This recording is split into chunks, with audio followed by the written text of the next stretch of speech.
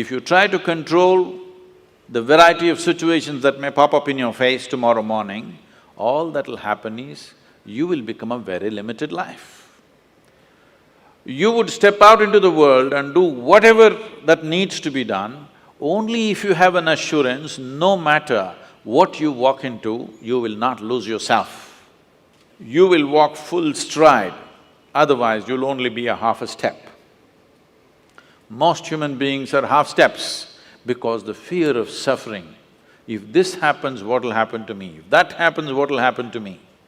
If you're well managed within yourself, you know how to manage your thought, you know how to manage your emotion, you know how to manage your body, your chemistry, your energy. If you know how to manage all this, what does it matter if you walk into hell, I'm asking? If you are well managed, if you are a heaven within you, what does it matter where you go? Hell also will be an interesting place to go.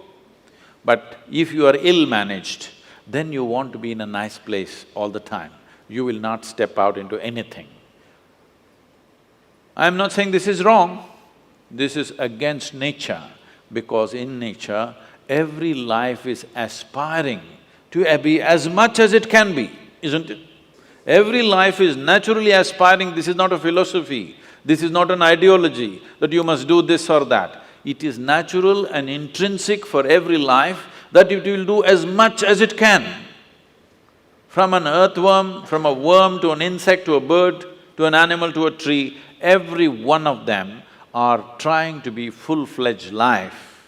If you go against this simply because of the fear of suffering, then all possibilities of exploring the nature of being human, the tremendous immensity of being human is just lost upon humanity.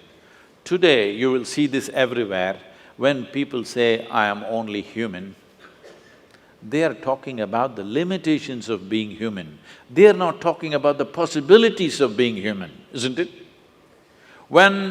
If we are the most intelligent species on the planet, if we are the most capable species on the planet, should we be talking about our possibilities or should we be talking about our limitations?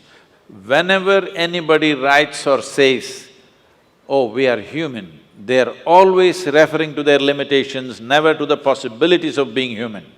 This is because the most fundamental things have not been taught in our education systems, how to handle your thought and your emotion.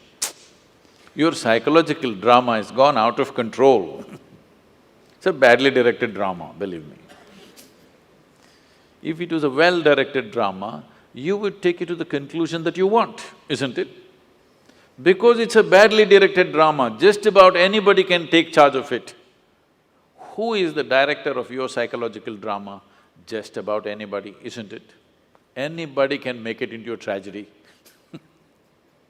The reason why people have not even learned to manage their thought and emotion.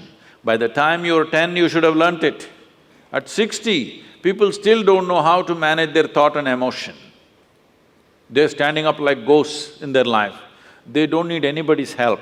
They can go on endlessly creating suffering for themselves. Now, suppose you did not know how… you have normal hands and you do not know how to use it. What would you call yourself?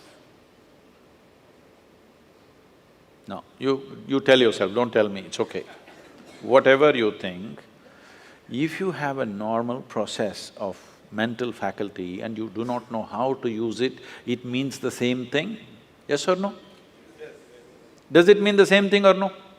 You don't have a normal hand, then you can't use it, that's different. We will look at you compassionately. But you have a normal hand and you don't know how to use it. Whatever word you use to call yourself, don't tell me, but the same thing goes if you don't know how to use your thought and emotion towards your well-being, isn't it? Because ill-managed. Because the fundamentals of life are not grasped. What is the nature of my existence? If you don't know this, how do you manage it? Only if you grasp the nature of something, then you learn to manage it, isn't it? You don't even see what it is, how to manage it? There is no way to manage it. So the first and foremost thing, that's why, is called realization. You must understand this. In this country, in this culture, we never refer to any kind of spiritual realization as an attainment. We only said it is a realization. Realization means you simply saw what is already there. You did not invent anything.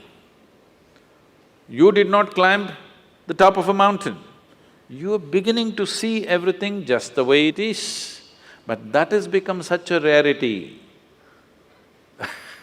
that it is being hugely valued. Someone was asking me 3 days ago, I was in Kerala, "Sadhguru, you seem to know everything."